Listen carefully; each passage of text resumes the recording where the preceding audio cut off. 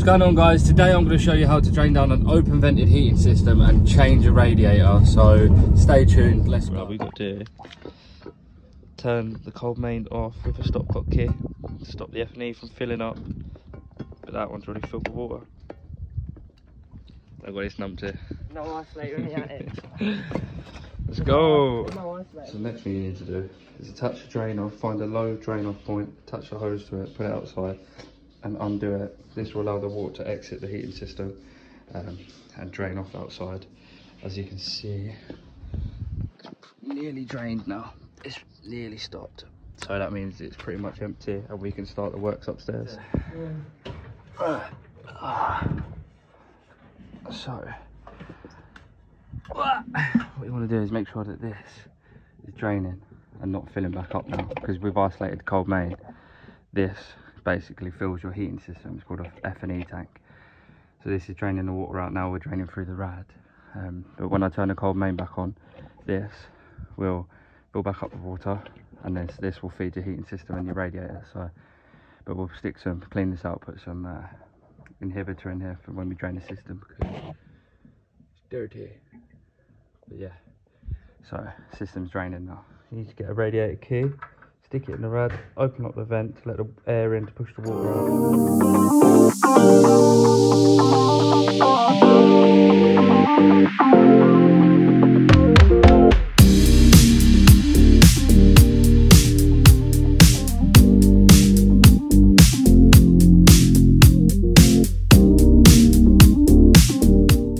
All I'm doing here is just using the wet back as a precaution because I'm trying to do it quickly. All you got to do is take the valve off using a splitter or a hacksaw, cut the olive off, pull the nut off, clean the pipe out, ready for the new valve. I was saying, using a cleaning strip, clean the pipe, get it ready for the new fitting, put the valve on, bit of jointing compound, tighten it up, ready for the new radiator. Right, so what we're going to do, we're going back onto the existing pipe, so we've got to work hanging the rad the other way. So the easiest way to do this is come down, mark the centre of the valve and draw a line across and measure from the centre of that to the centre of that, which is 860. So the centre's 430, the centre mark here. Draw a centre mark up so you know where the centre of the rad's going to be. So the next step, you've got to mark the centre of where the pipe will be. So you want that centre to match this centre where the pipe on the valve's going to go into the pipe, like that. Then what you have to do is we're going to have the flat side of the bracket on. So pop that on there like that and make sure it's wedged up. Then you need to get a tape measure. So you've got to push the bracket right up against that, travel the line down so you know where the pipe's going to sit in, get your tape measure, push it to the bottom of the bracket and look down, and you can see that is 75 millimeters as you look down. So no, it's not 75, I'm lying. 80 mil. So as you look down, it's 80 mil, and then you need to transfer that mark from the center line there up 85, draw a line along, and then hang your brackets there. Then that will determine, so when you hang it, it will be the same height. Right, now that we've measured up 80 mil from the center of the pipes there, that's our bottom of the bracket measurement. Then you get your tape measure, get your radiator, mark center to center, well, measure center to center. So center of this bracket to the center of that one, we say it is 47 mil. Then half that measurement either side of that line, then that'll be where your brackets need to sit on. So let me just transfer that over now quickly. All right, now you've got your 470, you half that is 235 either side of this line. Draw a line down and then get your bracket, if you can see that line here, get your bracket, place it up against that line. So that's where the bracket's gonna sit. And then make sure the bottom of the bracket sits on the bottom of the bracket line that you drew earlier. Mark the holes, drill it, screw it up, and then hang it. And then your pipes coming out will line up dead with this. So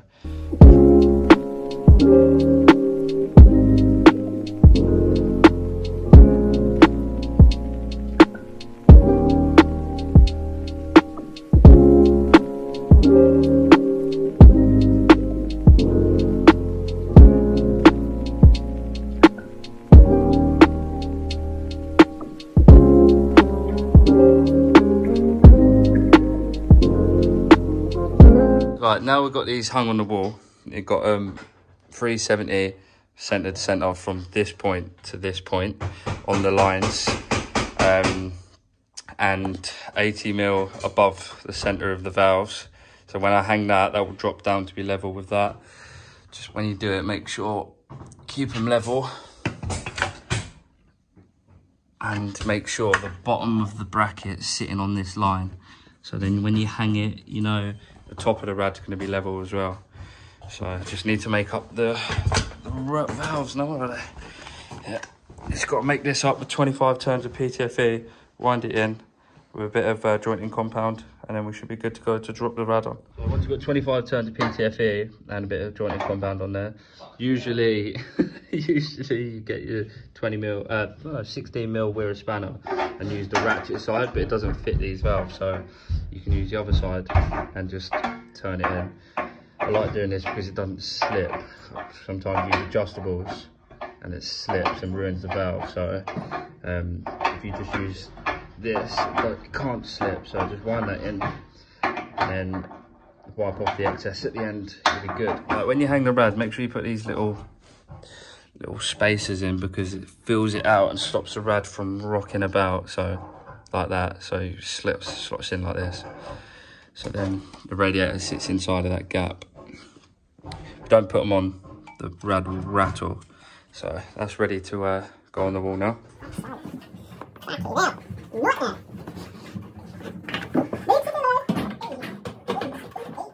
to go around all back to all the radiators. You open the bleeds and close them, otherwise you'll have water going everywhere. So go around, close all of these. Alright, so the rad's all hung down, it's perfectly level.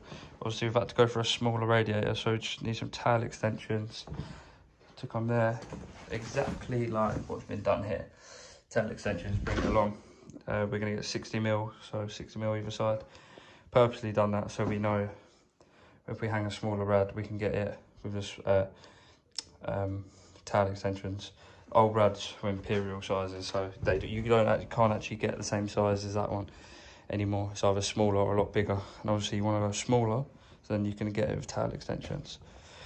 So I'm gonna go and get some now, but literally just filling back up now. So all you need to do is close the drain off downstairs, close all the air vents, and go and turn the main back on outside, which I turned on originally, and then this will start filling up this tank. Now you can see that I've turned the main back on now, and that is now filling back up with water to refill the heating system.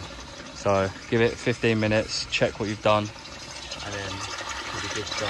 Eventually that will come up and stop. But for now, obviously it needs to fill up with water back to this line. That means it's filling up a little bit. Crack this nut again, and you can hear, hang on, you can hear that the air's coming out. So that's what you want to hear. That means the air's being pushed out and being refilled with water. So hold that until water starts dribbling out of this, then close it again. Every time you drain down an open vented system, make sure you get some corrosion inhibitor and just throw it into the tank. Helps protect the system. So you empty the bottle in there. I only need one bottle because it says on the back for up to 10 radiators, and there's not 10 in there, so sounds good. So just empty all of that into there.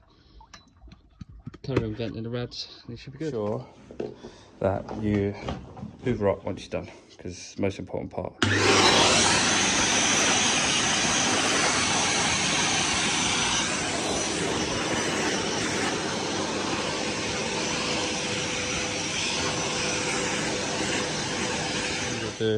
Turn the drain off down there, take your hose out and blow it out to push all the water out with it.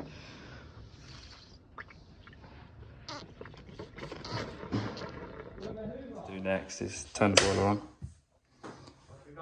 Yeah boy.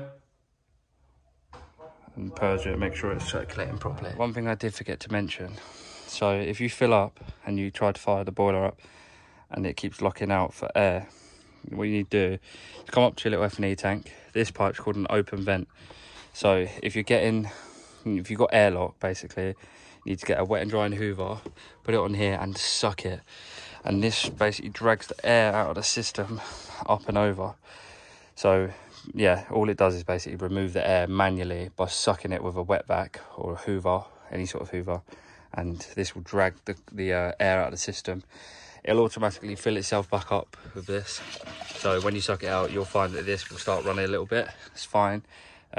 Just keep doing it. Eventually you'll break the airlock. But yeah, sometimes you get lucky, sometimes you don't. But if you don't get lucky, that is what you need to do. Just wet vac the open vent to drag the water out. Needs a wash. Dirty. And very untidy. Oh god, it's fallen over again. So it's just like that. It's nice and easy. To be fair, once you've turned the water off and you drain the water down, literally you're dealing, you haven't got to worry about anything over spilling or water being there. Make sure you've got a little wet vac, draw out the water that's left in the rad, take the rad off, change the rad over or fit, or if you try to blanket, cut it below the floor, and then literally turn the water mains back on. Make sure you close the drain off so you haven't got water going everywhere. Make sure you've done all the fittings up tight, fill it back up and turn the main on so it fills that F&E tank up, and it does it all for you. You just got to bleed the rads, and simple as that. So literally just going to shoot off now, go get some towels for this, and then yeah, all done. So that is how you change a radiator on an open vented system. Nice and easy. So if you like the video, smash the like button, subscribe, and check out the next video.